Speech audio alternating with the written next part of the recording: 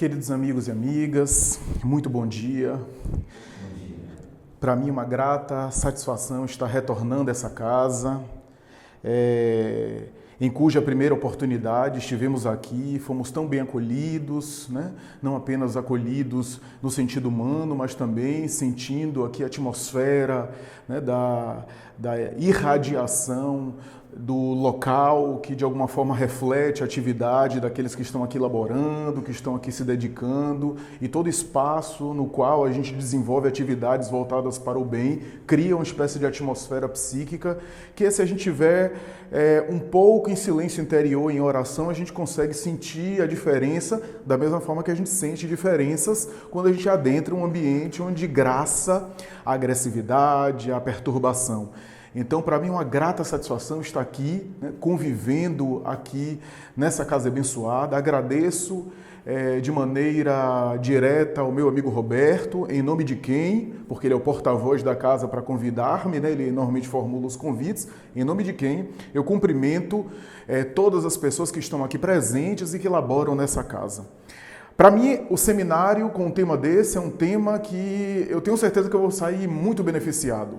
Em vez de estar aqui na condição daquele que vem trazer ou levar alguma coisa que vai espalhar, na verdade, iremos refletir juntos sobre um tema do qual todos nós temos necessidade. Um tema que diz respeito à essência da própria proposta que nós abraçamos, a proposta espírita, que tem raízes, portanto, na revolução inaugurada por Jesus. E quando falo revolução, nenhuma comparação com as revoluções sociopolíticas da Terra, mas uma revolução muito diferente. Uma revolução que trabalha o homem, que procura melhorá-lo para que ele, cada vez mais elaborado, possa alterar a sociedade. Jesus conseguiu estabelecer uma revolução que aparentemente não chama atenção, porque não faz barulho, não pega em armas e não, de alguma forma, não briga através dos gritos, mas uma revolução que é permanente, porque em vez de tentar consertar através da sociedade o sujeito, ele começou pelo sujeito para que a sociedade fosse consertada. Se fosse o contrário, se houvesse um caminho melhor, certamente ele começaria pela sociedade. Se ele começou pelo indivíduo, trabalhando cada coração, cada sentimento, é porque ele sabia o que estava fazendo. E a gente vê isso na prática, através da vivência que a gente tem, todos nós, quando a gente vê um coração evangelizado, o que é que ele pode fazer? Muito mais do que um decreto parlamentar, do que uma alteração na legislação, ou uma mudança no sistema político de uma nação, estamos vendo ou visualizando o efeito de um coração evangelizado, cujas consequências são quase que imprevisíveis, que a gente não pode visualizar até onde vão. Quando nós vemos, por exemplo, um homem como Mahatma Gandhi, um homem como Chico Xavier, uma mulher como Madre Teresa de Calcutá, e outras personagens, eu estou citando apenas aquelas mais conhecidas, mas tantas outras, a gente não tem ideia do que um coração moralizado, um coração evangelizado pode fazer. Porque o bem que, por exemplo, Chico Xavier fez ao longo das gerações ainda é inimaginável por nós. A quantidade de casas que foram criadas, a quantidade de instituições que foram elaboradas, a quantidade de vidas que foram salvas, a quantidade de ajuda social e emocional que foi fornecida, talvez nem ele tivesse a ideia, durante o desempenho da sua tarefa, no efeito dominó do bem que ele espalhava. Essa é a ideia do coração evangelizado. Talvez foi por isso que o Espírito Emmanuel, por meio do médium Chico Xavier, vai escrever que a instrução informa, a educação forma, mas a evangelização transforma. Porquanto nós vivemos em um mundo, e isso está lá em O Livro dos Espíritos, Allan Kardec, uma sociedade esclarecida, mas não necessariamente moralizada. Ou seja, temos uma quantidade de informação, temos uma quantidade de conhecimento que ninguém pode negar o acesso que a gente tem a dados, a fatos, a conhecimento, a informes. Nós hoje só ficamos ignorantes ou sem esclarecimento se quisermos. Porque até numa palma de uma mão, no celular, a gente acessa um monte de coisa. O que no passado era muito mais difícil, acesso à biblioteca, enciclopédias que a gente ia buscar, para fazer um trabalho de faculdade, um trabalho de escola, a gente tinha que matar ou morrer para procurar os livros responsáveis, e às vezes era caro, não era acessível. Hoje você acessa a internet, até numa lan house você paga alguns reais ali, acessa a internet, você tem acesso a artigos científicos do mundo inteiro, você entra no site de universidades por tudo que é lugar, você consegue ter acesso a conhecimentos, a obras raras que no passado não existiam ou não eram possíveis serem coletadas, agora está lá disponibilizado até de maneira digital. Você possui um acervo de conhecimento, mas não necessariamente de moralização, porque o conhecimento é uma horizontal que sempre se espalha. Agora, a moralização é uma vertical e subir é sempre mais difícil. Por isso que a gente tem pessoas e uma sociedade informada, esclarecida, mas moralizada quer dizer uma sociedade que tem domínio, controle, educação e, ao mesmo tempo, direcionamento dos sentimentos. E os sentimentos, para serem trabalhados, exigem muito mais. Porque, por menos que a gente queira, a gente sempre está aprendendo coisas novas do ponto de vista intelectual. Mas nem sempre a gente está avançando do ponto de vista emocional. Porque para avançar do ponto de vista emocional, não basta a gente, por exemplo, lidar com fato ou com conhecimento. Exige esforço e mudança de hábito. E isso que é difícil.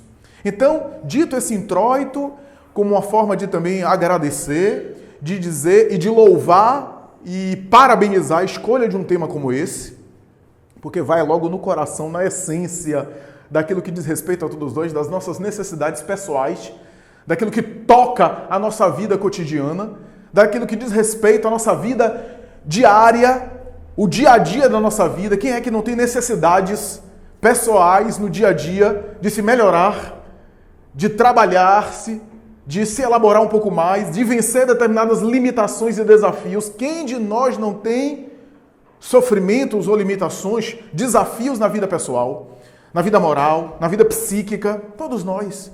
Então, agradeço, congratulo essa oportunidade, essa grande oportunidade. Como o Roberto comentou, nós iremos aí transcorrer aí essa primeira parte até mais ou menos às 10h20, depois damos um intervalo, porque senão a gente vai aos poucos e daqui a pouco a gente está disperso, porque a tendência, se a gente se prolongar muito no discurso, a gente vai perdendo a concentração.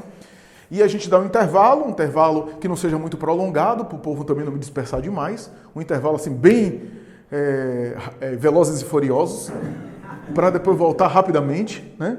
E a gente dá continuidade. De repente, no final, se o Roberto concordar e autorizar, a gente pode até, alguém tendo alguma pergunta, alguma questão, algum questionamento, a gente se coloca aqui à disposição para esclarecimento ou para aprofundar, para enriquecer, né, um tema como esse. Então, dito isso, gostaria de começar entrando basicamente ou diretamente no tema, dizendo de algo que eu me lembrei quando eu estava pensando ontem à noite sobre esse seminário, que foi uma experiência que aconteceu com um pensador, filósofo, teólogo do Brasil e que se tornou mais tarde pastor protestante, filiado a uma das igrejas protestantes do Brasil, inclusive é líder de uma igreja da tradição adventista.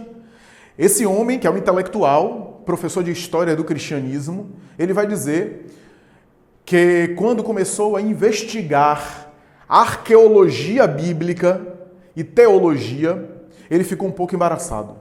A princípio, muito mais como pesquisador e não como religioso, hoje o pastor Rodrigo Silva, começou a examinar a tradição cristã. E ele percebeu que, a despeito do cristianismo apresentar-se como vários cristianismos ao longo da história, não haver um cristianismo apenas. Quando se fala em cristianismo, a gente está falando o seguinte, em práticas humanas do ensinamento de Jesus. Por isso que nós normalmente diferenciamos o que é cristianismo do que é evangelho. Evangelho é a doutrina pura. Cristianismo são tentativas humanas de viver o evangelho.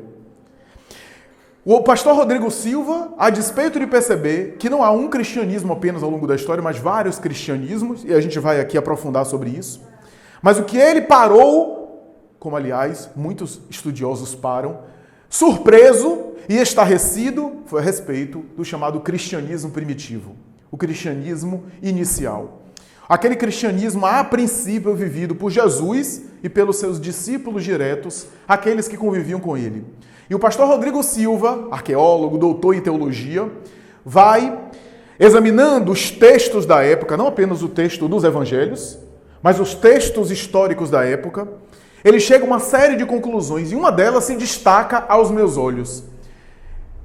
Ele próprio deu uma entrevista dizendo mais ou menos o seguinte: quando eu percebi aquele movimento de cristãos iniciais, a forma como eles lidavam com os problemas humanos, a forma como eles lidavam com situações bastante cruéis e opressoras para a época, em uma sociedade muito mais injusta do que a nossa, em uma sociedade com uma violência quase que natural, em uma sociedade em que a crueldade e a ferocidade eram muito mais intensas do que hoje acontece entre nós.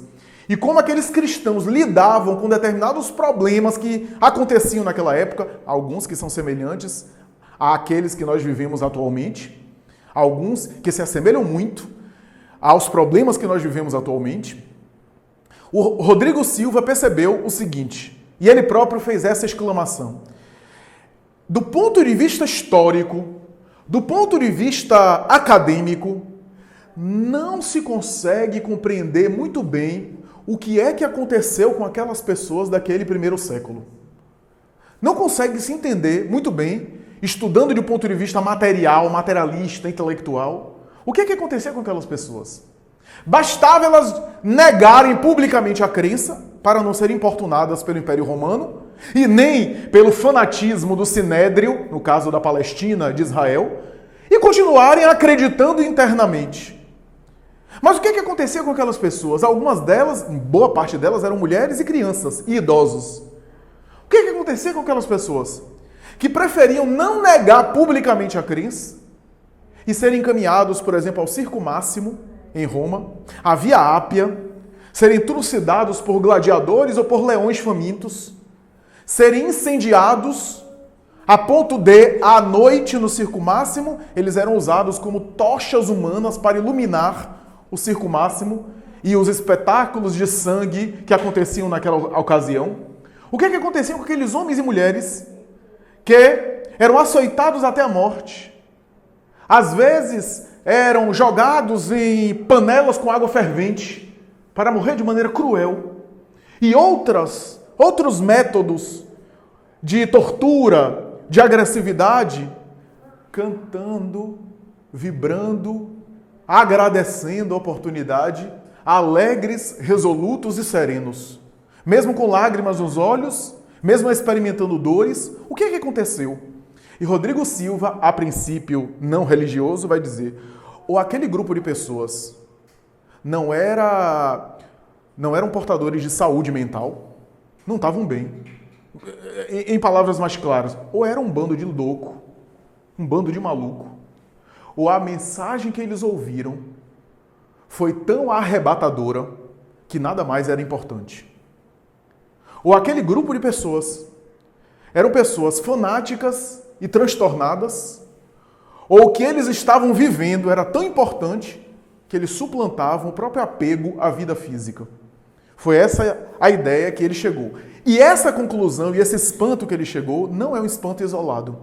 Historiadores, teólogos, pensadores que se detêm a examinar o chamado cristianismo primitivo, se detêm estarrecidos com aqueles 3 primeiros séculos, principalmente, até mais ou menos o século IV, quando aqueles homens e mulheres, heróis, davam o próprio sangue para a mensagem ser expandida e ser divulgada. E o que é mais interessante, a expansão e a divulgação acontecia de uma maneira muito intensa, justamente pelos martírios e pelas perseguições. É aquilo que mais tarde Hegel vai dizer, se mede a grandeza de uma ideia pela reação violenta que essa ideia provoca.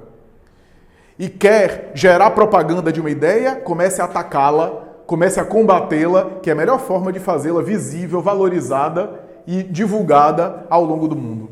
Aquela doutrina de perseguidos, aquela doutrina de pessoas que não tinham prestígio social e político, chamou a atenção do mundo de tal forma surpreendente, porque o seu líder, que havia recebido a execução penal mais hedionda da humanidade na época, crucificação era a coisa mais horrenda que acontecia. Toda semana acontecia crucificação. Não era uma ocasião especial. A única diferença é que a crucificação dele se deu na Páscoa, onde Jerusalém estava abarrotada de gente.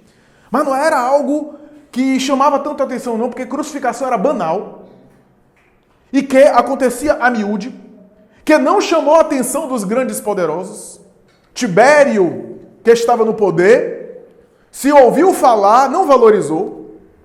Os grandes centros políticos de Atenas, Esparta na Grécia, em Roma, nem ficou sabendo, ou se ficou, ficou sabendo de maneira bem pálida, bem distante daquele movimento de pescadores e galileus, cujo líder havia sido assassinado com a execução penal pior, dos bandidos mais hediondos, dos criminosos mais cruéis.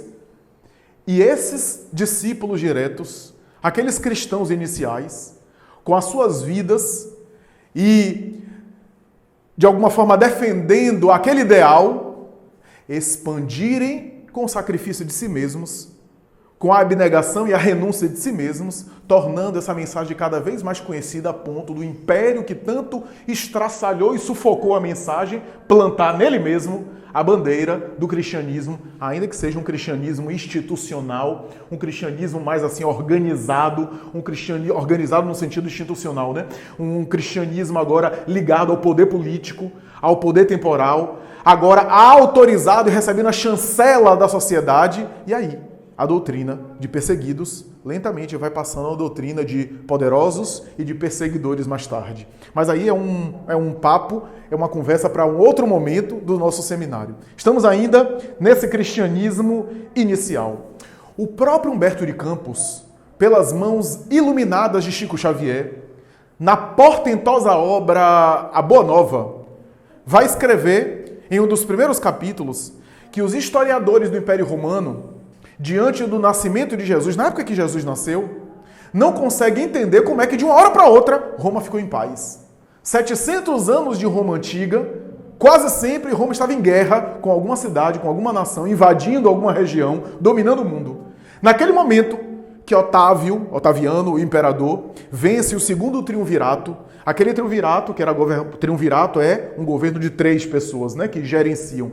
Herdeiro de Júlio César, depois que Júlio César faleceu, assassinado no Senado, o triunvirato que ficou dominando diante do Senado romano era Marco Antônio, Lépido e Otávio. E desses 3, Otávio, que era o menos esperado para ganhar a coroa, em conflito e em litígio com os outros 2, conseguiu ganhar. Marco Antônio se envolveu com Cleópatra, a rainha do Egito, foi para o Egito e mais tarde com ela optou pelo suicídio. E Lépido, mais tarde, se afastou e foi para uma região distante, exilado, inclusive. E Otávio, que era franzino, que era doente, que era enfermo, foi erguido ao poder. Naquele momento que Otávio é erguido ao poder, Roma entra no período de paz. E a oratória romana, a retórica, a poesia latina, os grandes poetas começam a aparecer, Virgílio, Horácio, Tito Livio Mecenas, Sallusto, Ovídio. E Humberto de Campos vai dizer, os historiadores se detêm nesse período e não conseguem entender porque de uma hora para outra a Pax Romana tomou conta e o templo da deusa Vitória, a deusa ligada à guerra, estava com suas portas fechadas. O que eles não concebem, o que eles não entendem é que o embaixador da Terra estava mergulhando nos fluidos densos do planeta. Não apenas ele, mas havia uma corte de cooperadores dele, do mundo espiritual, que estava visitando a embaixada da Terra, a região, o recinto terrestre, a ponto de saturar o planeta de fluidos diferentes, de vibrações diferentes. E mais do que isso, diz Humberto de Campos que espíritos belicosos como Alexandre da Macedônia, Aníbal o cartaginês, Ciprião o africano e aqueles que desencadearam guerra e horror não estavam reencarnando naquele período. Ao lado deles, reencarnavam em massa espíritos ligados à arte, à beleza, para cooperar com a vinda dele, que era o grande noivo, conforme a sua parábola mais tarde, que se casaria com a humanidade. Jesus veio e estabeleceu ali a sua mensagem, naturalmente também ajudado pelas circunstâncias e pelos espíritos que o assessoravam, a sua equipe. A verdade é que nesse período, a atmosfera espiritual estava diferente em boa parte, embora havia também contrastes. Se de um lado Roma estava em paz, do outro lado, Herodes o Grande tomava conta de Israel como rei de Israel, um dos assassinos seriais mais hediondos da história. Esse homem que chegou a assassinar os próprios filhos sistematicamente, com medo dos filhos tomar a sua coroa, na sua paranoia. Mais tarde assassinou sua esposa por uma suspeita de traição conjugal que nunca ele conseguiu confirmar. Esse homem que mais tarde decretou a matança das crianças por causa da profecia bíblica do Messias, que ele encarava como um rei que deveria disputar o seu trono, na sua paranoia, no seu delírio, mais tarde morreu de uma maneira dolorosa, deixando o seu legado muito triste, muito infeliz. A verdade é que o mundo estava nesses paradoxos, mais ou menos semelhante ao que acontece com os paradoxos que a gente vive hoje. Esses contrastes que a gente vive hoje. Nunca se falou tanto em paz, nunca se falou tanto em respeito pelo meio ambiente, nunca se falou tanto em respeito pela vida, nunca se falou tanto em boa alimentação, em cuidar da saúde, e nunca houve tanto suicídio, nunca houve tanta drogadição, toxicomania, nunca a gente se perverteu sexualmente tanto como hoje. Nunca houve tanta agressividade e intolerância como hoje, como está acontecendo. Porque esses contrastes fazem parte de períodos de transição, períodos onde há uma mudança paradigmática, e essa mudança ocorre de maneira dolorosa. Diz, aliás, Allan Kardec em A Gênese, toda mudança paradigmática, todo ciclo evolutivo que vai sendo vencido, ocorre de uma maneira dolorosa, onde o paradigma anterior vai sendo consumido pelo homem, o homem se satura daquele modo de viver, desejando uma vida melhor, uma vida diferente. É necessário que a gente vá até o fundo do poço para não desejar mais esse padrão. E é isso que tem acontecido agora e estava acontecendo na época em que Jesus veio à Terra. Os historiadores, portanto, materialistas, não conseguem entender aqueles martírios, aquela doação das vidas, aquela oferta de holocausto, a ponto de eles irem à arena, e mais tarde no Coliseu, cantando hinos, como se estivessem alegres, estando alegres, porque era uma forma de doação, dar a vida era uma alegria de doar-se em prol daquele ideal, acreditando e conscientes que eles eram ali agentes de uma futura transformação, de uma humanidade futura que deveria vir mais tarde. Eles visualizavam a aurora da humanidade do porvir. E é por isso que eles estavam marchando assim. Ou seja, eles conseguiram encontrar aquilo que o psiquiatra Viktor Frankl disse a respeito do sentido. Que o ser humano tem que encontrar um sentido para viver. Se ele não tem sentido para viver, a sua vida não tem sentido. E ele não vive. E ele vive uma experiência de perturbação. É necessário dar um sentido à existência. E é cada qual que vai encontrar o próprio sentido, porque a vida não tem um sentido único automático, senão esse sentido geral. Amar, servir, evoluir, crescer. A doutrina espírita ajuda. Mas cada qual vai encontrar esse seu sentido particular para chegar nesses sentidos maiores, nesses sentidos que são gerais. A verdade é que os apóstolos, os discípulos que vieram e que colaborariam com ele no plano físico, quando a gente olha o Evangelho, o texto bíblico, os ensinamentos, a primeira coisa que me vem à mente, que me vem à cabeça, que nos vem à cabeça, é que grupo atrapalhado. Que grupo que batia a cabeça. Que grupo que não entendia a própria grandeza do mestre. Em alguns momentos tratava o mestre assim, como se ele fosse assim, igualdade de condições. Né? Pedro, que era um dos mais velhos do grupo, às vezes queria puxar a orelha de Jesus. Afinal, ele era o mais velho. A cultura judaica era uma cultura que o ancião tinha prioridade. Né? Pedro deve ter estranhado Jesus sentar na mesa, na última ceia, e ele próprio partiu o pão. Quem partiu o pão era o mais velho, era o ancião, era o mais respeitado. O que Pedro não entendia ali, que foi entendendo aos poucos, é que o mais velho era ele, espiritualmente falando. Que ele era o primogênito, como diz mais tarde Paulo na sua carta, o filho primogênito, o filho mais velho de Deus. Então, esse Jesus, que estava com aqueles discípulos colaborando, ele estava também reunindo os colaboradores da sua mensagem, mas cuja colaboração começava com o trabalho deles mesmos. E esse é um ensinamento para todos nós. Não eram pessoas prontas, não eram colaboradores já perfeitos e completos, mas eram seres que, na colaboração, eles próprios estariam se melhorando, ou melhor, a melhora deles mesmos fazia parte da colaboração do Evangelho. Por quê? Porque quando a gente olha o Evangelho com um olhar material, a gente às vezes não percebe uma série de coisas que passa despercebido. Aqueles apóstolos mergulharam numa cultura da época, cultura judaica, portanto, eram contaminados e acabavam sofrendo influência de uma cultura judaica, a cultura da época, cultura essa que tinha erros, que tinha vícios, que tinha imperfeições, é natural. Jesus é que estava muito à frente do seu tempo porque já estava numa condição de pureza, numa condição de transcendência, ele não era contaminado pelas culturas temporárias, né? Ele era transcultural, estava acima do momento histórico. Mas a maioria dos espíritos, quando reencarna, sofre influência do contexto da cultura da sua época. Não era o caso do Cristo. Eles, os apóstolos, já eram colaboradores da sua mensagem antes do berço. Já estavam ligados a ele. Só que a gente vai explicar o porquê dessas limitações deles, porquê dessas imperfeições. Quando a gente vê Jesus se aproximando deles e chamando-os para o reino dos céus, a gente acha que é apenas assim um mutirão para uma peregrinação humana de pregação de uma mensagem. É muito mais do que isso. Na verdade, estamos diante do Espírito puro por excelência, como diz Allan Kardec, o Espírito guia da humanidade, o modelo da Terra. E quando ele se dirige a Pedro, João, Tiago, André, Bartolomeu e outros apóstolos, ele não está falando a seres humanos naquele momento, mas aos espíritos imortais. Joana de Ângeles, em uma mensagem por Divaldo Franco, vai dizer que quando ele convocava aqueles apóstolos, ele estava convocando aqueles espíritos para serem os colaboradores da sua mensagem ao longo dos tempos. Eles seriam, mais tarde, os emissários do próprio Cristo ao longo dos séculos, e não naquele momento, naquela época. Ali era apenas o início. Tanto é que, em Boa Nova, Pedro olha para André, e André diz assim: Simão, o reino dos céus aqui em Cafarnaum. Talvez a gente possa aqui chamar umas 50 pessoas aqui, tem aqui no máximo umas 50 casas. Imagine, era uma cidade menor do que muitos bairros de Salvador.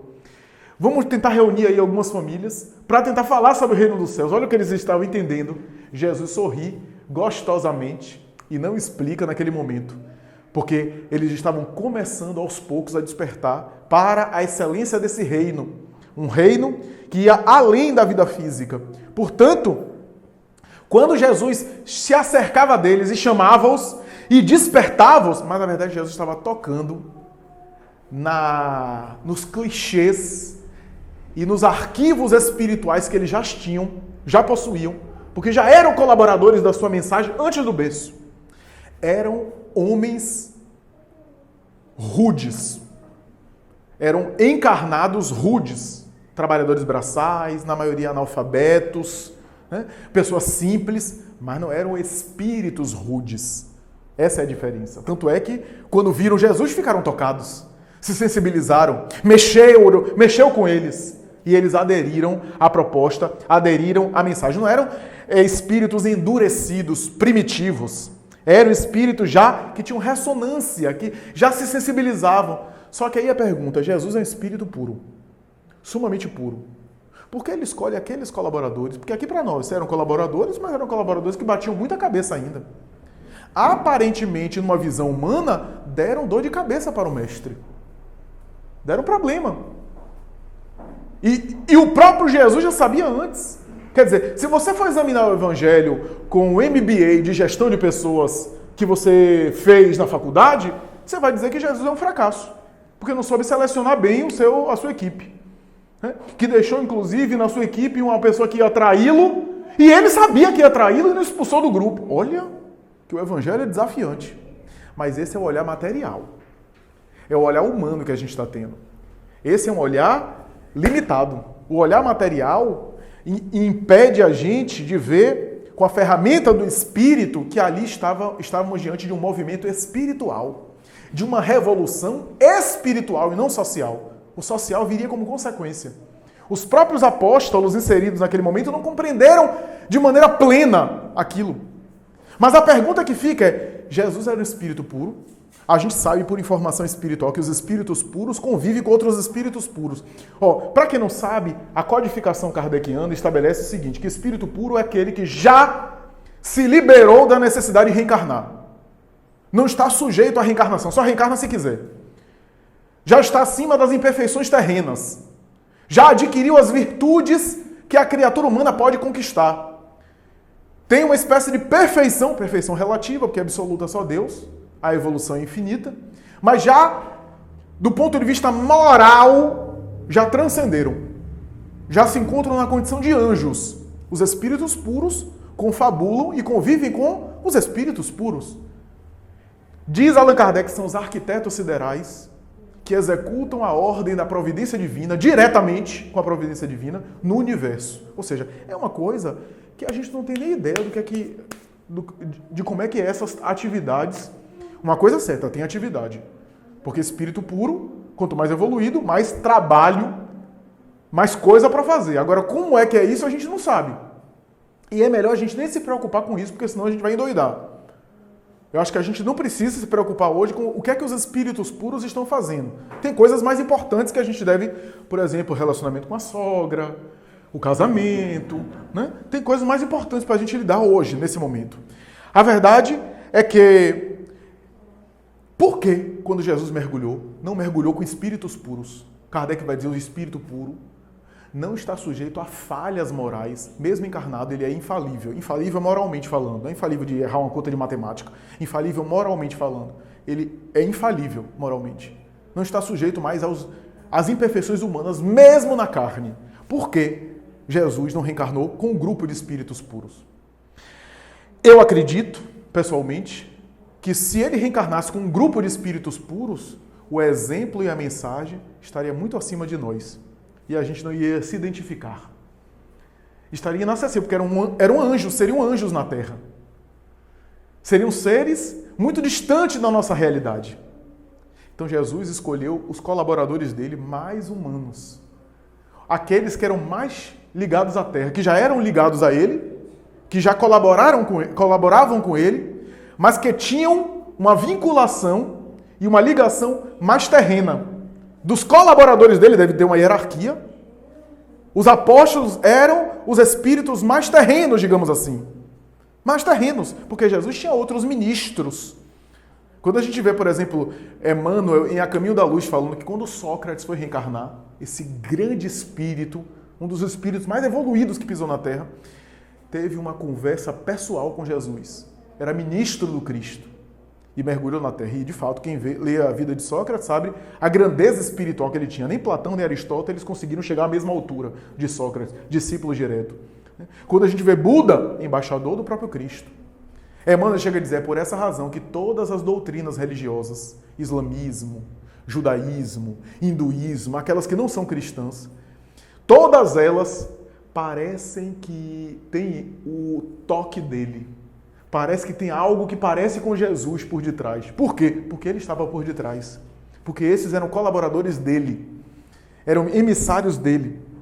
E, portanto, tinham o pensamento dele por detrás.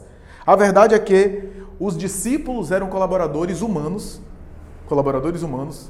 para lidar com desafios humanos. Portanto, a proposta do Evangelho não é de anjos ensinando evangelização. É de seres humanos caminhando ou se esforçando para se espiritualizar. Aí a gente se identifica, porque quando a gente olha para os apóstolos e para os discípulos de maneira geral, a gente se identifica com eles, com os defeitos, com as dificuldades, com as imperfeições, com as lutas, com os desafios. A gente percebe que eles tinham desafios semelhantes aos nossos. Conflitos de família, conflitos domésticos, relacionamentos interpessoais difíceis, dificuldades de temperamento, dificuldades pessoais. A obra de divulgação do Evangelho Jesus fazia e o começo delas era o trabalho interior de cada um. À medida que Jesus divulgava o Evangelho para eles estavam sendo mais tarde os futuros agentes multiplicadores e a colaboração já começava com a renovação deles mesmos. Aqueles apóstolos, aqueles discípulos diretos, seriam, mais tarde, aquilo que a gente chama de o Espírito Santo. O Espírito André Luiz e também Emmanuel, André Luiz em O Espírito da Verdade e Emmanuel na obra Paulo Estevão, os dois autores espirituais vão definir o termo Espírito Santo, você vê isso no Evangelho e na Bíblia, né? Espírito Santo, Espírito Santo, Espírito Santo. Quase sempre quando a pessoa está inspirada. Maria, quando descobriu que estava grávida, falou cheia do Espírito Santo. Sua prima Isabel, quando descobriu também que estava grávida de João Batista, falou ao marido, inspirada pelo Espírito Santo.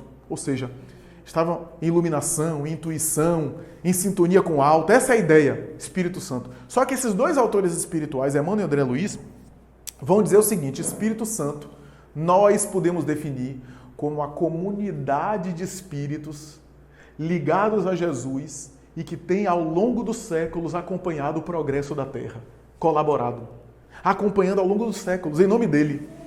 Aqueles apóstolos na carne estariam formando futuramente o que a gente chama de Espírito Santo.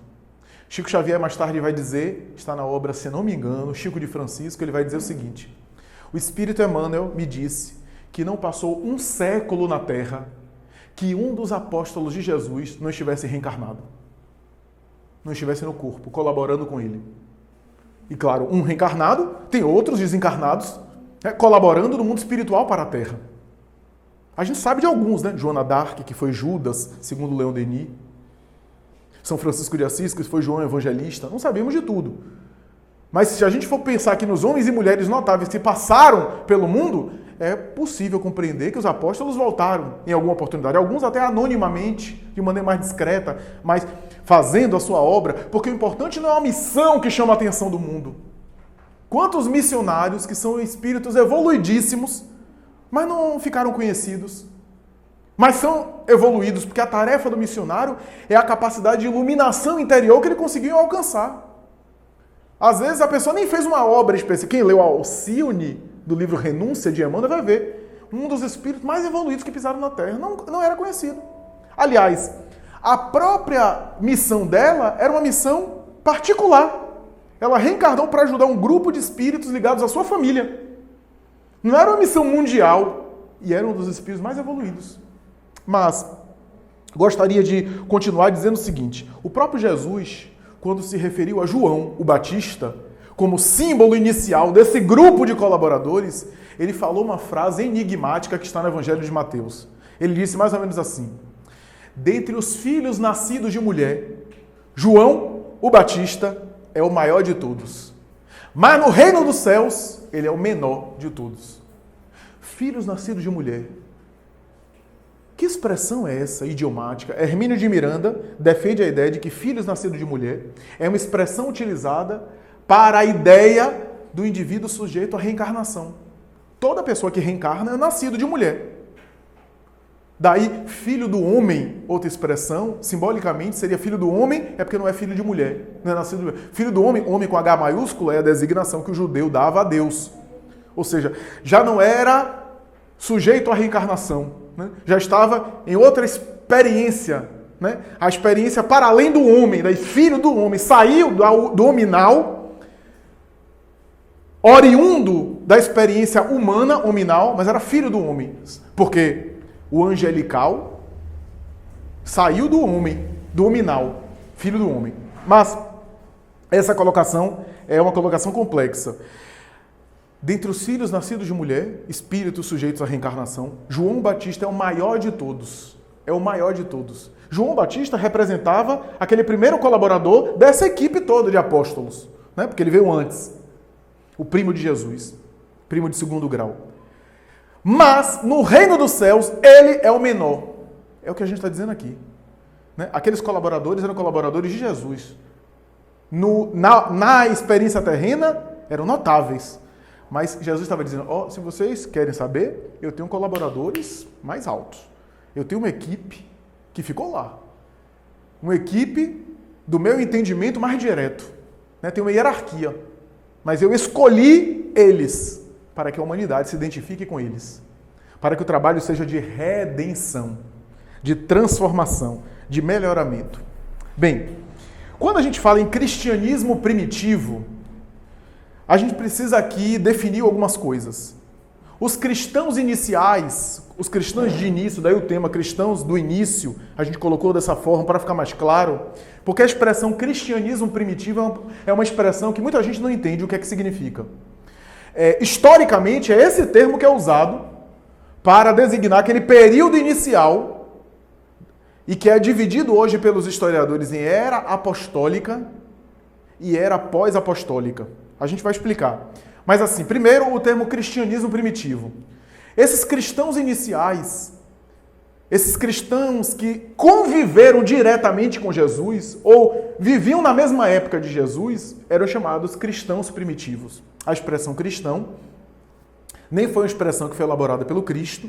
Na verdade, mais tarde, Lucas, o evangelista intelectual, por causa do nome que era dado aos cristãos, que eram homens do caminho.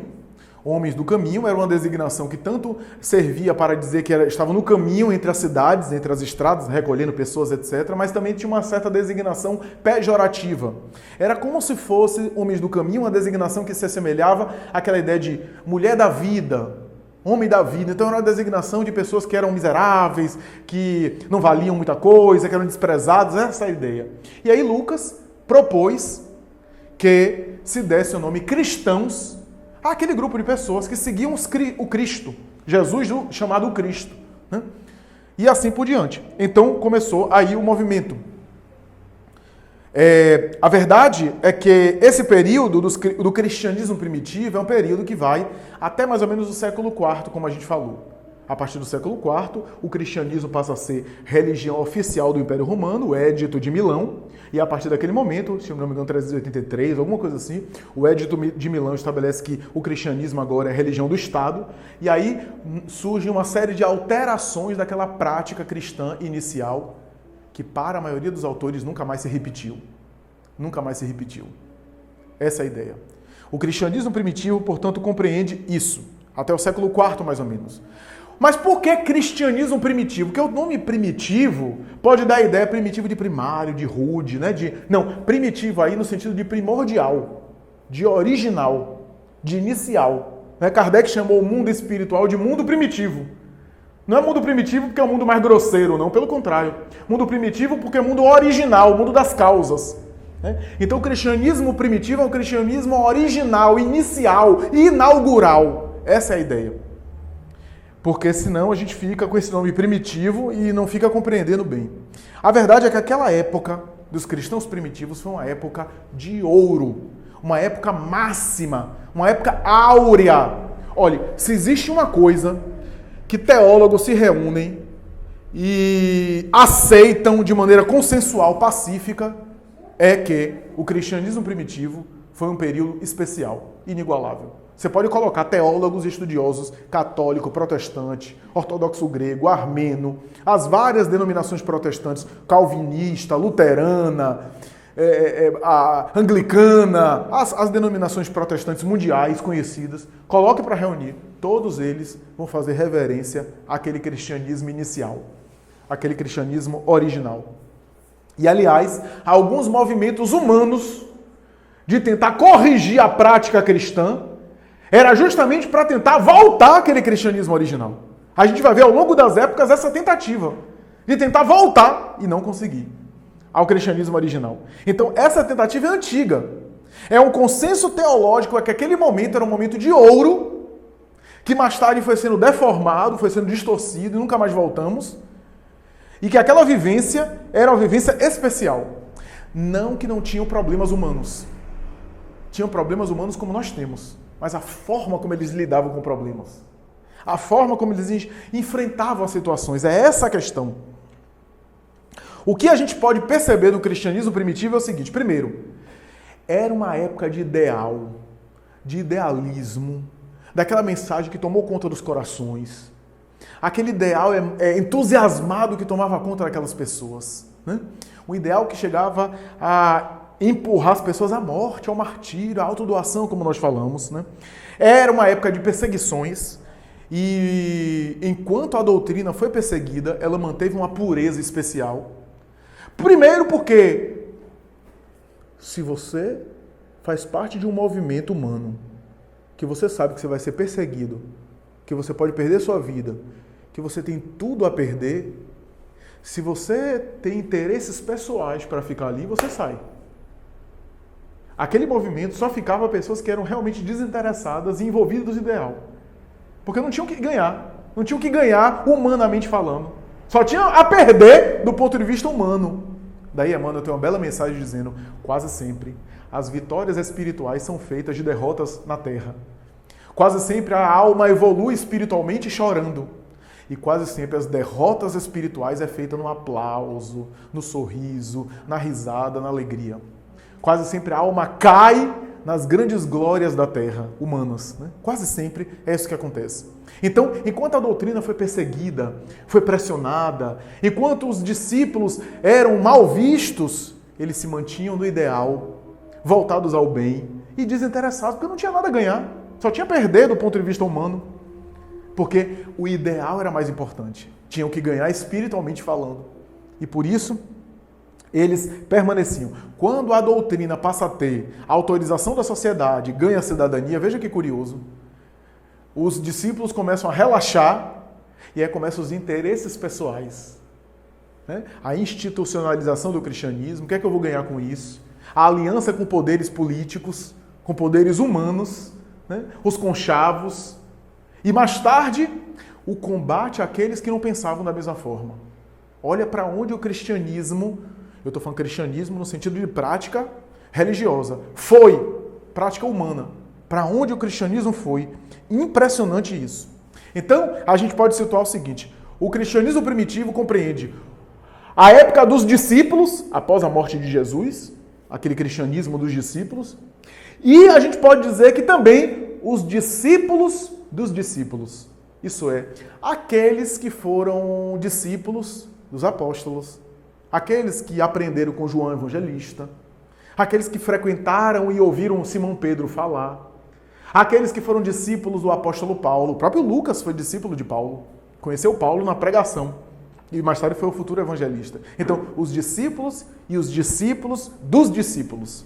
A gente pode dizer que ali compreende, que ali conceitua, que ali mensura, né, define o período do cristianismo primitivo. Era, portanto, apostólica e era pós-apostólica. Mas no que consistia a prática cristã primitiva? Primeiro, de uma simplicidade constrangedora. Uma simplicidade que é até desconfortável. Porque nós, do ponto de vista religioso, temos um vício milenar. Ao longo dos séculos, a gente se viciou a complicar a relação com o sagrado por falta de simplicidade, porque ser simples é difícil. Ser simples não é fácil. Por falta de simplicidade, a gente complicou tanto porque a gente achou que assim a gente chegava melhor no sagrado. Ao longo dos tempos, a gente foi complicando. Daí o culto exterior. O culto exterior é um dos vícios mais presentes na tradição religiosa, de qualquer religião. A gente começa a cultuar a pedra, a gente erige monumentos, a gente estrutura estátuas, a gente reza diante de amuletos. Nada disso eu estou criticando, viu?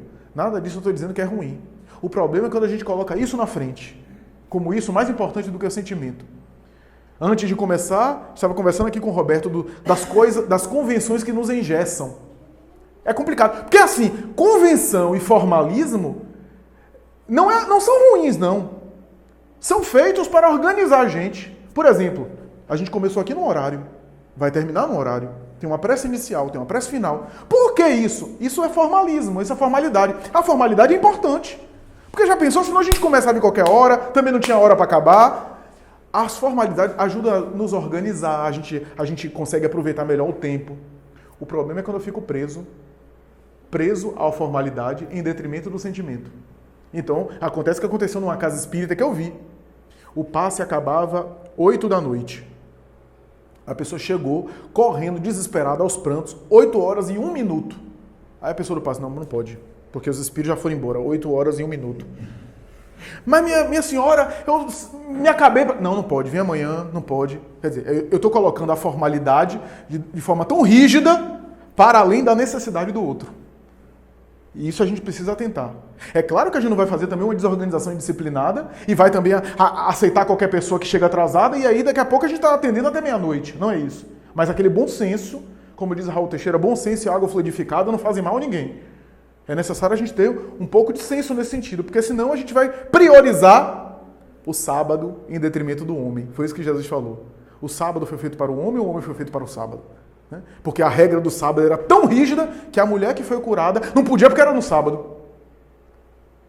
Aí Jesus diz, hipócritas, se o vosso boi cair no buraco, salvará. Porque havia uma regra, Levítico, Moisés colocou uma exceção. Como a carne de boi era uma carne que era comida, e era uma carne muito valorizada, as pessoas se alimentavam de carne de boi, era a alimentação importante, né? Era uma questão de sobrevivência, Moisés colocou uma exceção. Se o vosso boi cair no precipício, tombar em algum lugar, no sábado, você pode retirar o boi. E aí Jesus, com a sabedoria dele, cita o versículo de Levítico e diz, hipócritas, se o vosso boi cair no buraco, cair no precipício, salvareis. E essa mulher não é filha de Abraão? Não é mais importante do que qualquer boi, do que qualquer asno? O sábado foi feito para o homem foi feito para o sábado. As regras devem nos ajudar e não nos aprisionar. Então, em primeiro lugar, o cristianismo primitivo tinha isso, simplicidade. É fácil ser complicado. É fácil ser complicado. A gente começa a dourar um negócio e a gente adora a complicação, porque parece que passa uma sensação de elegante, né? Que a coisa é mais importante. E aí a gente faz todo um negócio porque por falta, talvez, de abertura de sentimento, de se voltar para o Criador e para Deus de uma maneira mais assim, transparente, a gente até quer bajular a divindade com as condecorações terrenas, né? Só falta chamar Vossa Excelência quando a gente se dirige a Deus. Talvez é uma forma de tapear Deus, né? Até na oração a gente revela isso. Então, na verdade, primeira coisa é a simplicidade que predominava nas comunidades cristãs. Depois, a convivência. A convivência era pautada na ética daquela mensagem. Na ética cristã. Terceiro, as práticas espirituais tinham seu lugar e eram importantes. E as práticas espirituais estavam subordinadas ao nível de recolhimento, de vibração, de sintonia, de harmonia nos grupos. As práticas espirituais. Eu estou falando dos fenômenos mediúnicos, viu? Os fenômenos espirituais. Eram algo que era valorizado, que era reconhecido, mas que tinha o seu lugar próprio. Né? A gente não vê nas práticas cristãs primitivas aquela superadoração pelo fenômeno mediúnico. Superadoração. Não. O fenômeno mediúnico era acessório. Era acessório. De vez em quando, espontaneamente nas reuniões cristãs, em oração, aí vinha uma comunicação mediúnica. Havia uma consolação. O próprio Cristo se manifestava o embaixador dele. Quem leu a obra Paulo Estevão vai ver isso. Todos ali reunidos, vinha a presença espiritual, os médiuns ali presentes. E olha que não tinha a sistematização que a gente tem hoje do livro dos médiuns. Não se compreendia o mecanismo da mediunidade como a gente tem hoje. E aí vinham as comunicações normal, natural. Sem fazer daquilo um culto demasiado. Kardec vai dizer na conclusão do livro dos Espíritos, o Espiritismo sobreviverá pela força das suas ideias e não pelo fenômeno que provoque. Eu li certa vez uma comunicação de Ana Prado, a extraordinária médium de Belém do Pará. Olha, a Ana Prado, quem quiser depois pesquisa. Ana Prado era uma médium que materializava espíritos na luz do dia. Não precisava fechar assim, ir para um canto, porque a maioria dos médios tem que se fechar, o ectoplasma é queimado pela luz do dia, né, e o ectoplasma diluído não produzia fenômeno. A maioria dos médios de materialização tinha que produzir o fenômeno em penumbra. Ana Prado materializava na luz do dia espíritos. Produziu fenômenos espantosos. Ela deu uma comunicação, se não me engano, está em Instruções Psicofônicas de Chico Xavier. Ela deu uma comunicação dizendo que os fenômenos que ela produziu não sensibilizaram ninguém para terem uma vida melhor. As pessoas iam, ficavam chocadas, espantadas, e saíam e continuavam com as suas vidas. E que ela, no mundo espiritual, estava arrependida de ter se dedicado demais aos fenômenos e ter esquecido da evangelização. Cícero Pereira, outro médium de Minas Gerais, ele vai dizer, eu tinha uma instituição espírita em Belo Horizonte que ficava filas quilométricas de tratamento espiritual. E eu, como médium de cura, atendia essas pessoas. Cheguei aqui no mundo espiritual e encontrei as mesmas pessoas se queixando dos mesmos problemas, pegando fila e querendo ser atendido por mim. E eu lamento ter me dedicado demais à cura e me esquecido da moralização, da evangelização dos indivíduos. Então, o fenômeno é importante, a gente não pode negar, porque através do fenômeno a própria doutrina espírita veio. Mas o fenômeno é a moldura do quadro. A mensagem que vem do fenômeno é mais importante. O efeito do fenômeno, que são as consequências morais, diz Allan Kardec, é mais importante. Que adianta eu conversar com os espíritos se aquilo não me torna uma pessoa melhor? Se ao conversar com os espíritos eu não fico mais espiritualizado com isso? Eu me lembro que quando Chico Xavier estava na época das materializações, teve um dia que Emmanuel apareceu com aquele traje de romano, de senador romano, com a tocha na mão, iluminando o ambiente. Arnaldo Rocha, que conta isso, né, que estava presente, e diz assim: meus amigos, os tempos da materialização encerram por aqui, pelo menos de minha parte. Se o médium quiser continuar produzindo o fenômeno de materialização, vai produzir sem a minha anuência e sem a minha presença. Quero convidar agora a produção de livros, porque o livro educa, o livro instrui, o livro evangeliza a criatura. E que paremos os fenômenos de materialização, porque nós estamos materializando até vocês. Mas o nosso desejo não é que os espíritos se materializem, mas que vocês se espiritualizem. Era a mensagem de Emmanuel. Nunca mais houve fenômenos assim, de reunião de materialização. Um ali, outro lá, um fenômeno espontâneo de materialização aconteceu. Mas não de maneira assim recorrente e metódica. Então, as práticas espirituais dos cristãos primitivos acontecia. Como efeito natural da vibração, da boa sintonia, da evangelização das almas, e vinham os fenômenos. Eles se reuniam, sintonizavam, entravam em transe e vinham. Viam as entidades espirituais. Quando vinha algum espírito perturbador, como acontece hoje em nossas sessões mediúnicas, o atendimento. Não havia uma prática de desobsessão como há hoje, porque a desobsessão mais tarde veio com a informação de André Luiz, com os livros doutrinários, inclusive na própria codificação kardeciana, né? O esclarecimento do agente perturbador por intermédio de outro médium, né? Uma desobsessão. Não havia uma prática específica de desobsessão, mas havia os atendimentos. Havia os transes, né? Mas tudo aquilo estava subordinado ao foco que aquelas pessoas davam. E esse foco era tentar viver de qualquer jeito aquela mensagem. Eram pessoas humanas, que batiam cabeça, que de vez em quando atritavam, que se desentendiam, mas pela autoridade moral de viverem aquilo passava como detalhe. Pedro, de vez em quando, escorregava na banana. Mas todo mundo respeitava ele na comunidade, porque o que aquele homem fez, depois do erro dele de ter negado Jesus, os poucos desentendimentos que Pedro teve, não era nada comparado com a dedicação de quase não dormir, atendendo doentes, se dedicando. Então isso suplantava. Toda pessoa que chegava para Simão Pedro para conversar com ele, ia com respeito. Olha que quando o apóstolo Paulo, esse é um dos momentos que eu acho interessante em Paulo e Estevão, quando o apóstolo Paulo, ainda como Saulo, entrou na igreja do caminho para sair dizimando todo mundo, foi prender Simão Pedro. E quando ele foi prender Simão Pedro, tinha uma enfermaria com doentes, né, que Simão Pedro cuidava, e aí tinha alguns um pouco melhores, alguns deles inclusive eram anciãos, velhos, idosos, e outros mais jovens, se aproximaram de Saulo.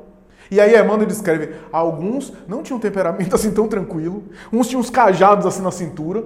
Saulo olhou para eles de cima a baixo, aí viam que se ele engrossasse ali, pegasse Simão Pedro, haveria uma confusão.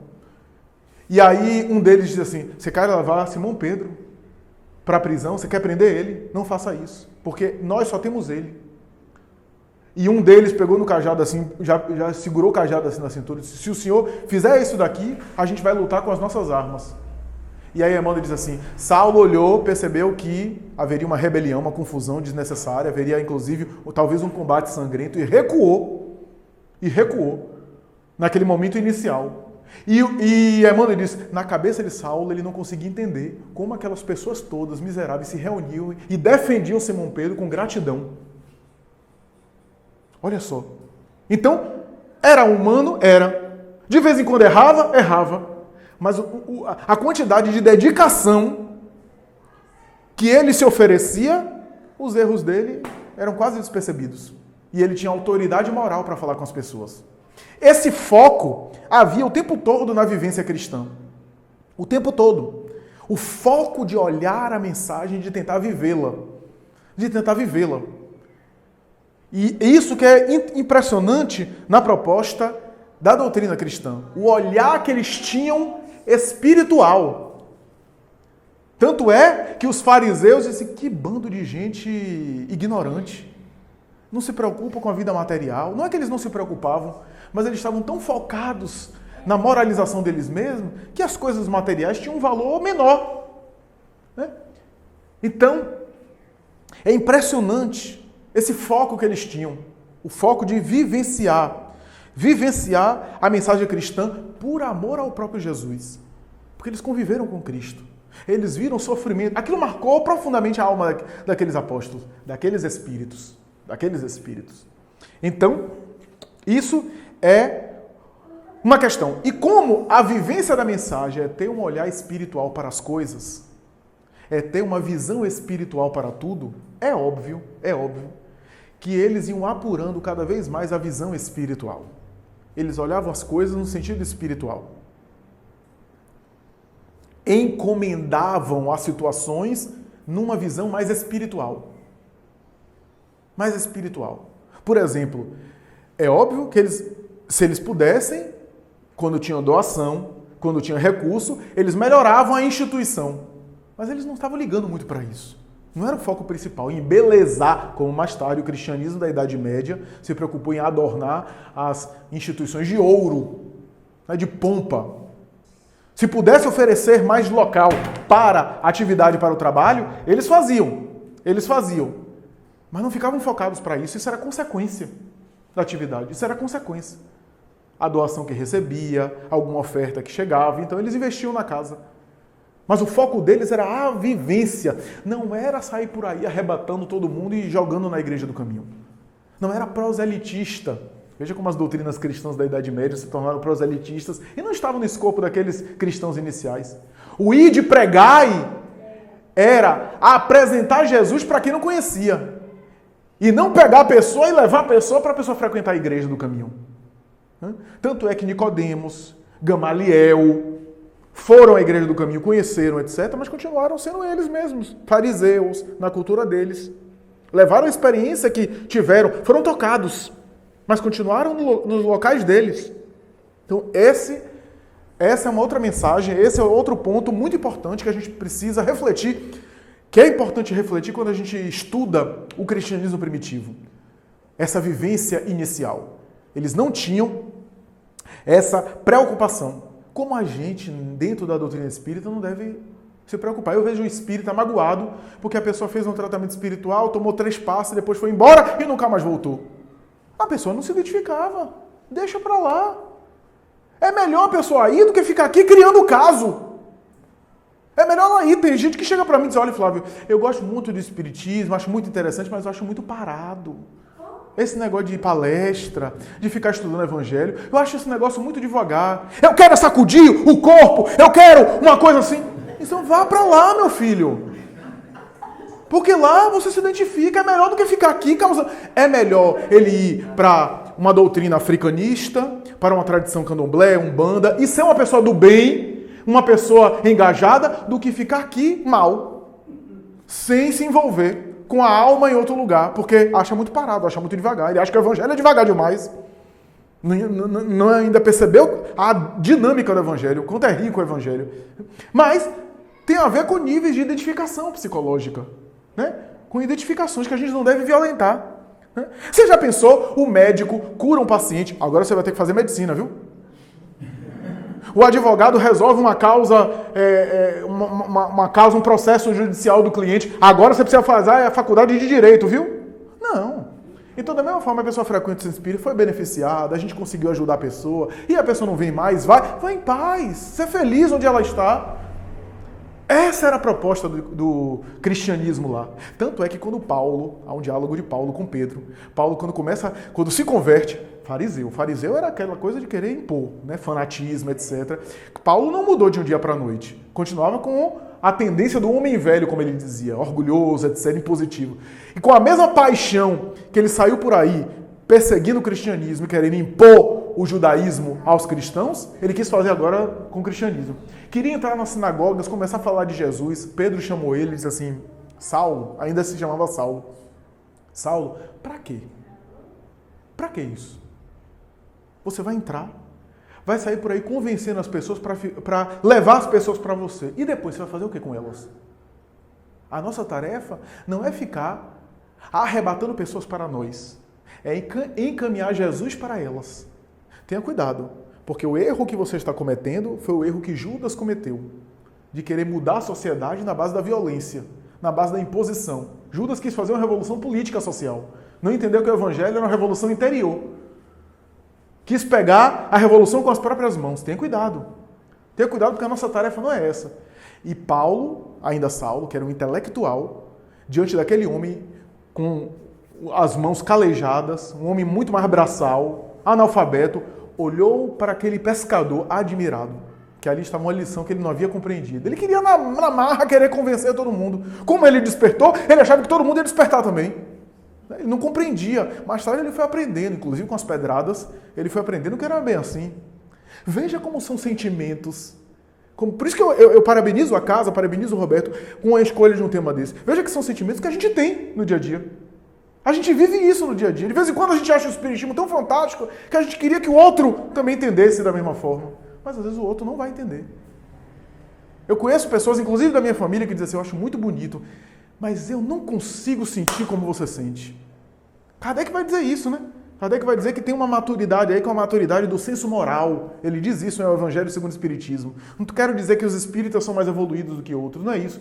Mas às vezes o espírita de hoje já foi o religioso de ontem, já passou por essas experiências, então às vezes fica mais sensibilizado mais facilmente, internaliza mais fácil. Né? Diz Joana de Ângeles que boa parte dos espíritas de hoje são religiosos fracassados de ontem. Então, quando o irmão protestante disser que você tem o diabo no corpo, que você tem o diabo, ele tem razão.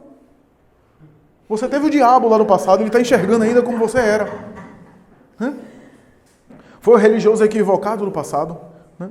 Práticas vivenciais, portanto, o olhar espiritual, porque quando você tem o olhar espiritual, você olha as coisas de uma outra forma.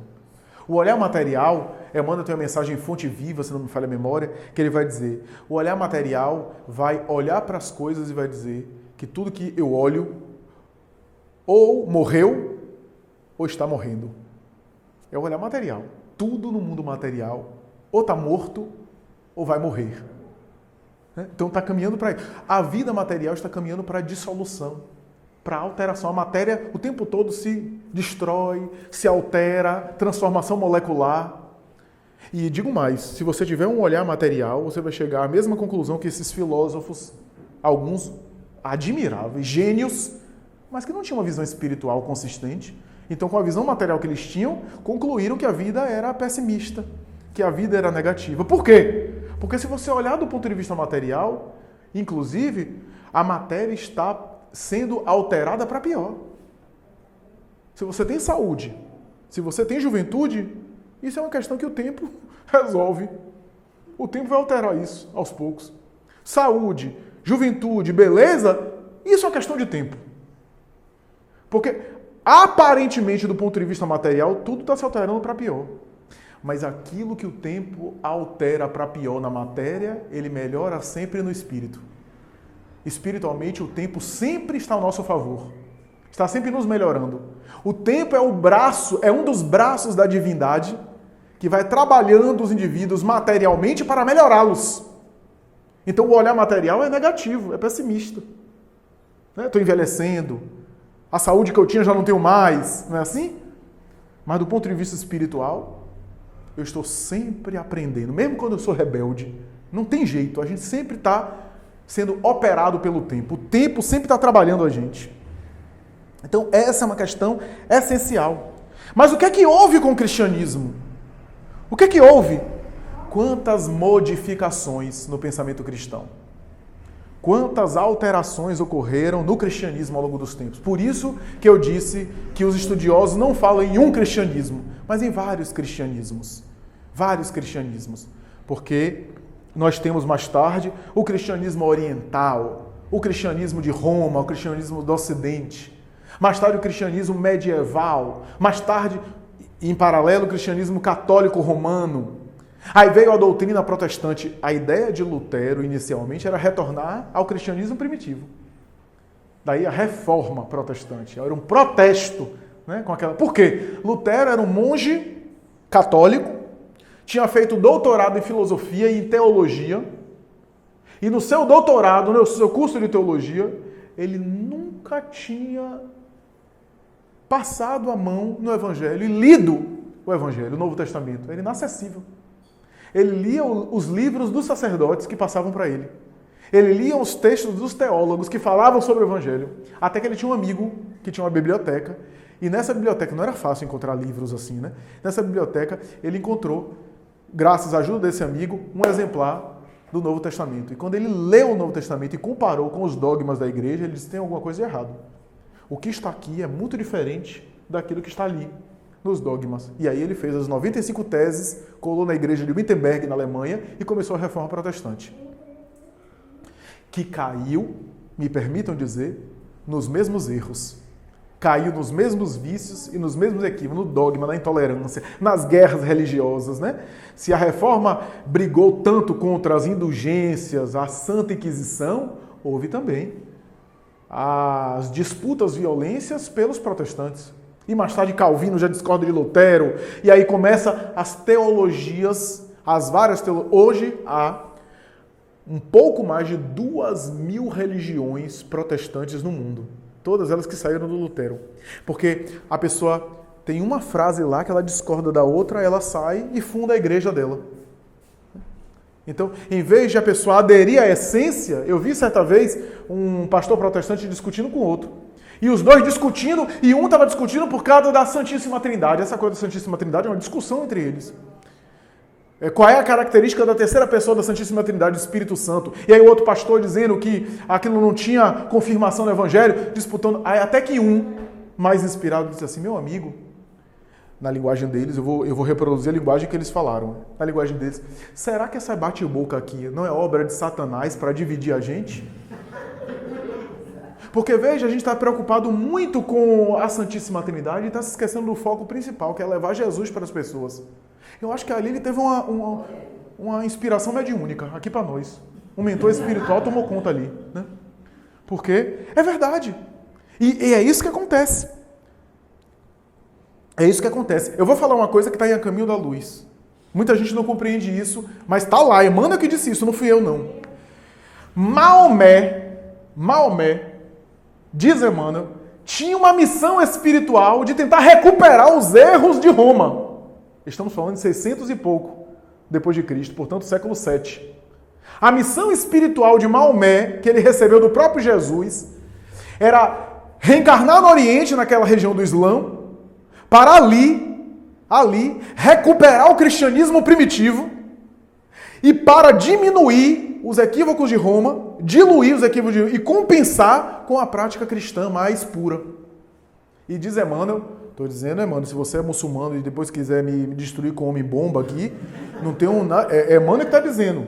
Emmanuel diz o seguinte, que infelizmente, dotado de excelentes faculdades mediúnicas, e foram essas faculdades mediúnicas que fizeram com que ele entrasse em transe em Jerusalém e ditasse toda a doutrina do Corão. Ele ditou e escreveram, porque ele era analfabeto. Esse homem que era descendente da tribo dos Coraixitas, e que mais tarde, quando se casa com Khadija, ele começa a sintonizar com as trevas, diz Emmanuel. Começa a entrar em faixas bastante humanas da sua percepção espiritual e em alguns momentos foi vítima de enganação, de influenciação perturbadora mediúnica. E aí Emmanuel vai dizer, é por essa razão que quando nós lemos o Corão, tem passagens de uma beleza espiritual, Emmanuel chega a dizer de um aroma espiritual que lembra o Cristo, e ao mesmo tempo passagens muito humanas que incitam a violência, que incitam a belicosidade e a agressividade no próprio texto sagrado. Então, nós vemos que a tentativa de Jesus dessa recuperação cristã não é de agora. Ele tem enviado os missionários. Aí, o que aconteceu? A igreja na pompa, ele manda Francisco de Assis. Aquela postura de Francisco de viver na pobreza, de só querer a comida de hoje, não de amanhã, era uma forma de chocar a religião da época. E Emmanuel vai dizer, e infelizmente, aquela mensagem que era endereçado para a igreja não entendeu. Aí Lutero veio, que também foi encaminhado por Jesus, foi agente de Jesus. Para alguns historiadores, Lutero também caiu, também fez porque dizem alguns biógrafos que Lutero em algum momento se inflamou e disse, peguemos em armas e vamos para a guerra. E entrou na mesma belicosidade, na mesma violência ali. Mas enfim, a verdade é que a gente tem isso.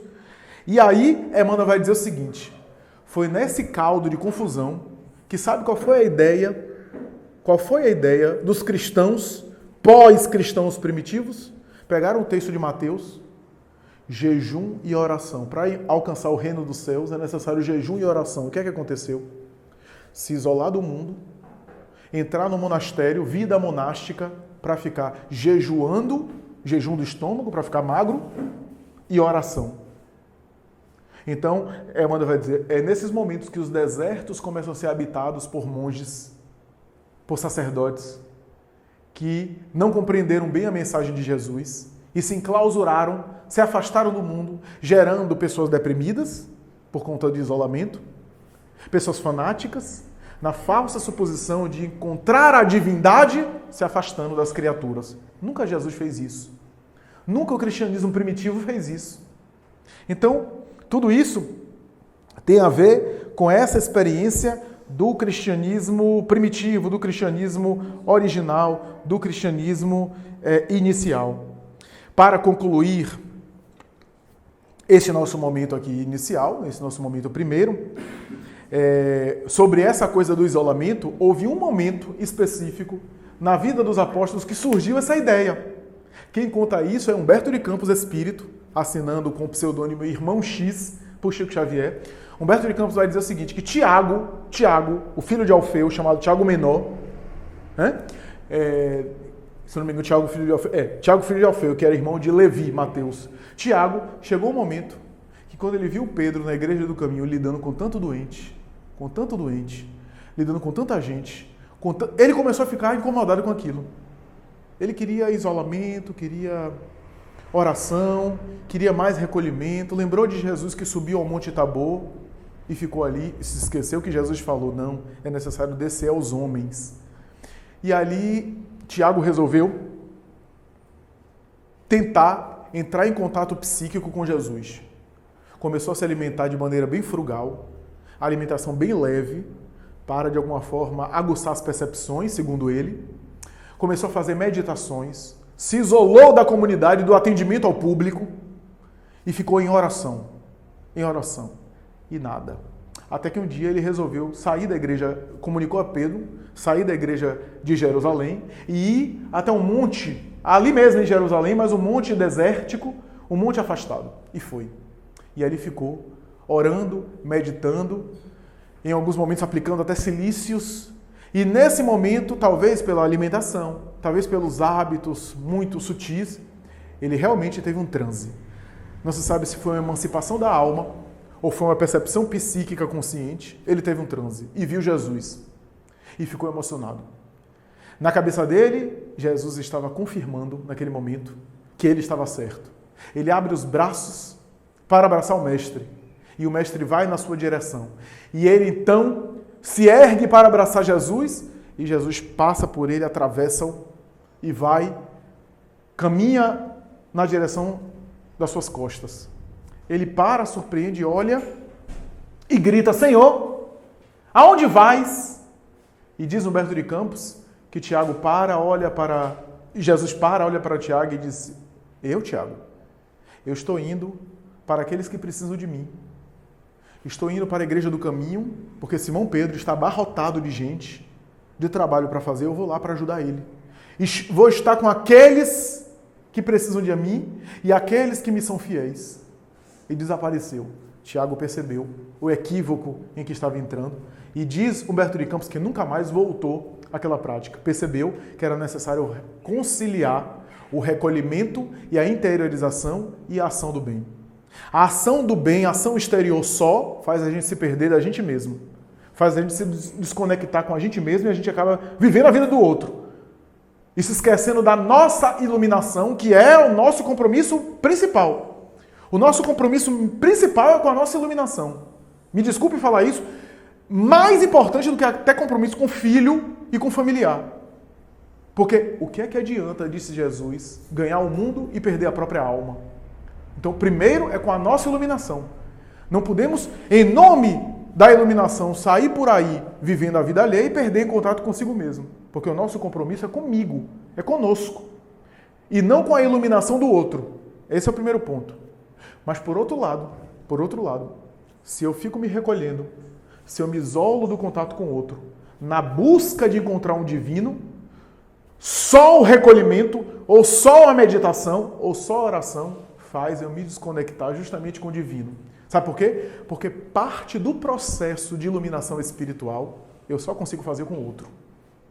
Tem uma parte que é comigo, e que é essencial que eu faça, senão eu me perco.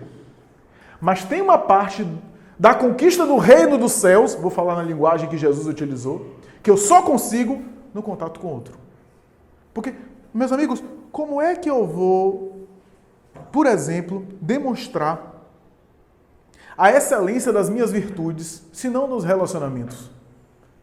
Como é que eu vou, por exemplo, passar no teste da paciência, se não exercitando a paciência?